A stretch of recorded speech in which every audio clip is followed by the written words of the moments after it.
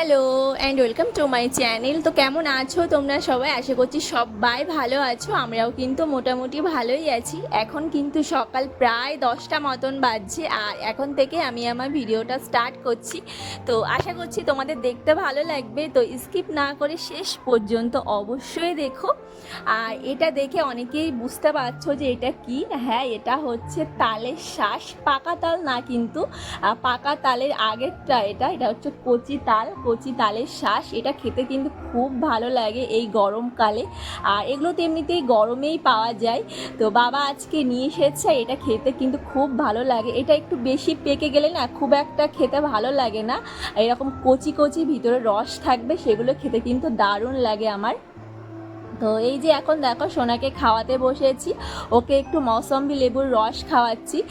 সোনার সকালে খাওয়া কিন্তু হয়ে গেছে, আর আমাদের সকালে খাওয়াটাও হয়ে গেছে। আর এই যে এখন বলতে পারো প্রায় 11:30 মতন বাজছে। তো এই টাইমটা কিন্তু সোনাকে আমি একটু ফল জাতীয় খাবার খাওয়াই। তো আজকে একটু এই যে লেবুর রস খাওয়াচ্ছি।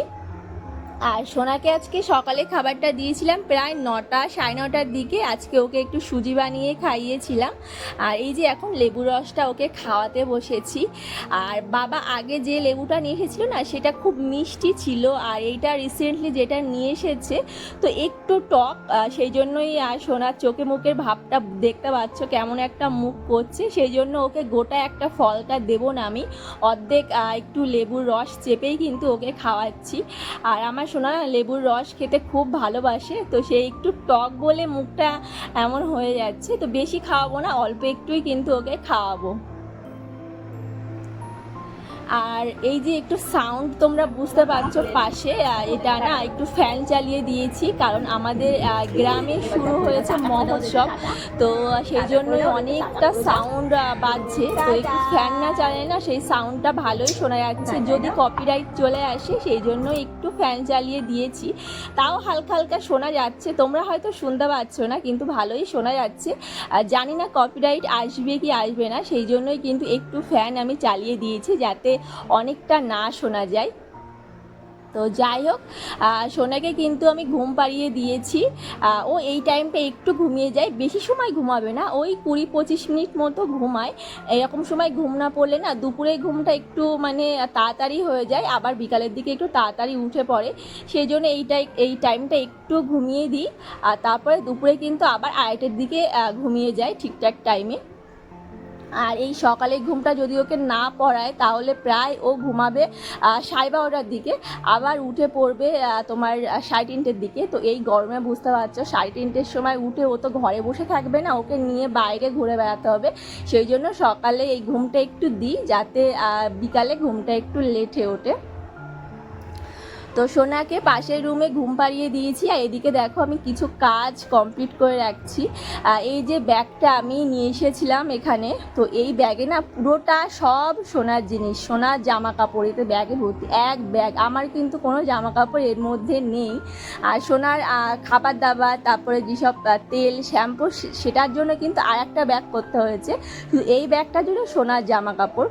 তো আশা এস থেকে না মানে এই ব্যাগটা থেকেই সব জামা কাপড় নেওয়া হচ্ছিল, আর সোনাকে পরানো হচ্ছিল, তো একটু অগোছালো হয়েছিল। তো আজকে ভাবলাম যে একটু গুছিয়ে রেখে দিই, কারণ আমার তো আবার সময় হয়ে এসেছে আমার বাড়ি চলে যাওয়ার।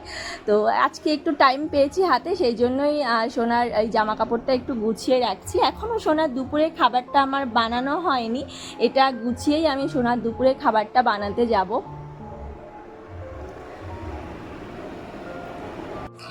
তো আশা করছি যে তোমাদের ভিডিওটা দেখতে ভালো লাগছে। যদি দেখতে ভালো লাগে তাহলে কিন্তু চ্যানেলটি সাবস্ক্রাইব করে অবশ্যই আমার পাশে থেকো।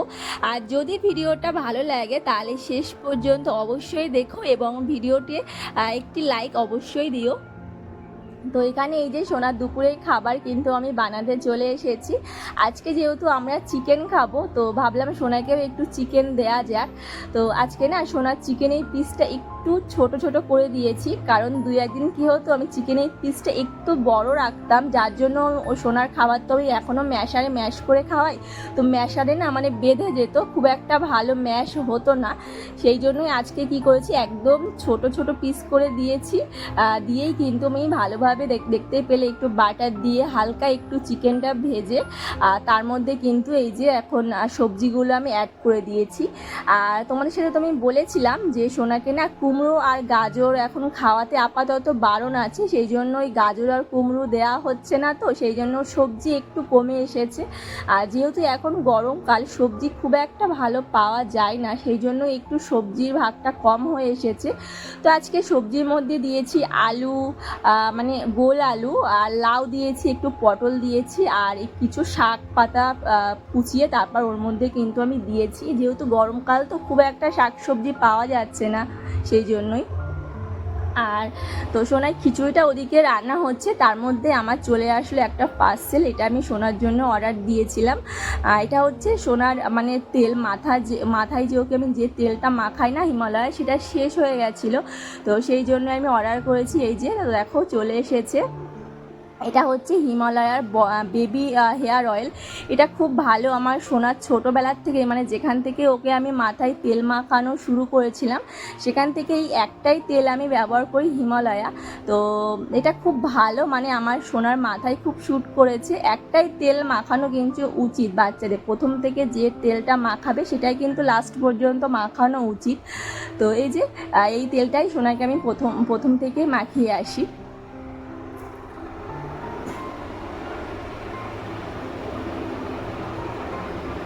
এসেছো, তোমার কি দেখাতে এসেছো বলো? কি দেখাতে এসেছো আমাকে? জামা? কে কিনে দিয়েছে জামা? এদিকে বলো, কে কিনে দিয়েছে জামা? ঠাম্মি কিনে দিয়েছে। তোমার পছন্দ হয়েছে? হ্যাঁ, দেখাও আমাকে, দেখাও কিরকম জামা দেখি। এইটা কি সুন্দর, আরগুলো দেখি ব্যাগে, কই দেখি।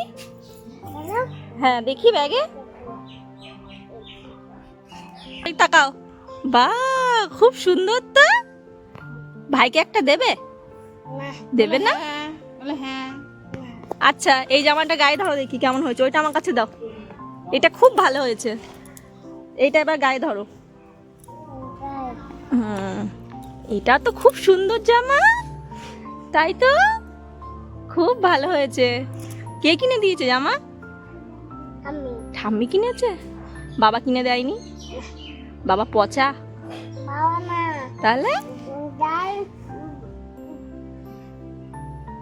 বলো। আচ্ছা বুঝলাম, খুব ভালো হয়েছে জামা। ভাইকে তাহলে একটা দেবে না তোমার সব? আর পিসিমণি জামা নেয়নি? পিসিমণি এই প্যাকেট নিয়ে যাও, আমি প্যাকেটে ভরে দিই, দাও ভরে দাও সবাইকে, বলো টাটা। ঠিক আছে, যাও বাড়ি যাও, গিয়ে ঘুম পড়ো।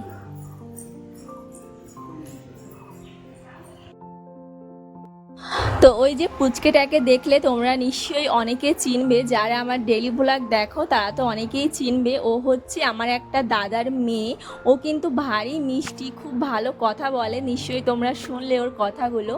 আর একটু আগে আমি তোমাদের সাথে বললাম যে আমাদের গ্রামে মহোৎসব শুরু হয়েছে, তো সেই উপলক্ষে না ওর ঠাম্মি ওকে ওই জামাগুলো এনে দিয়েছে। তো জামাগুলো পেয়ে যে কী খুশি হয়েছে, আমাকে দেখাতে নিয়ে এসেছে, দেখো পিসিমণি ঠাম্মি জামা এনে দিয়েছে, জামাগুলো ভালো হয়েছে, সেই জন্য আমাকে দেখাতে নিয়ে এসেছে।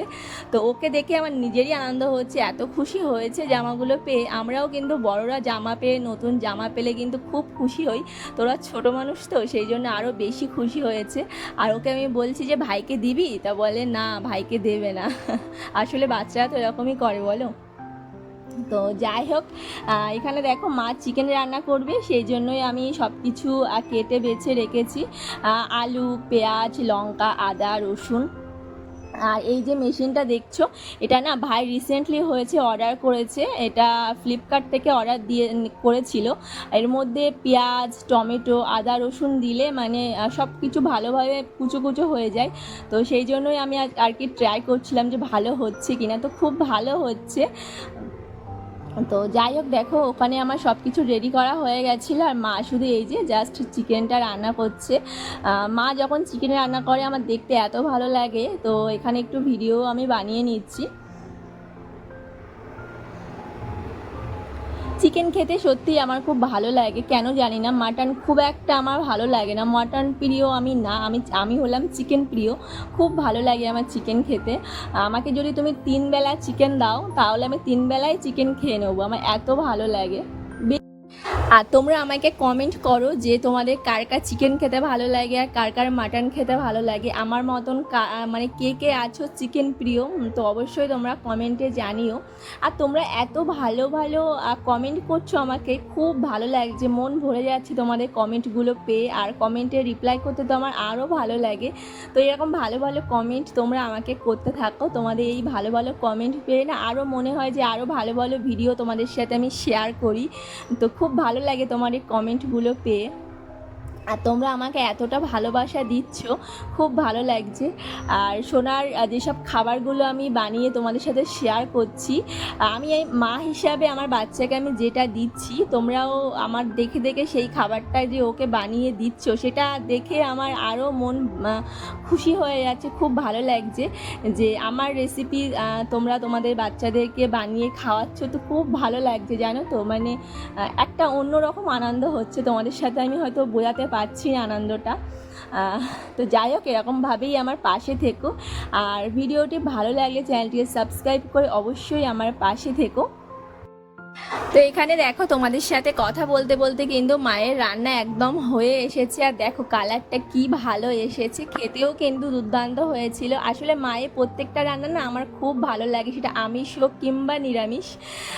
তো যাই হোক, সবাই ভালো থেকো, সুস্থ থেকো, এই কামনাই করি। দেখা হচ্ছে নেক্সট ভিডিওতে। এখনকার মতো কিন্তু টাটা।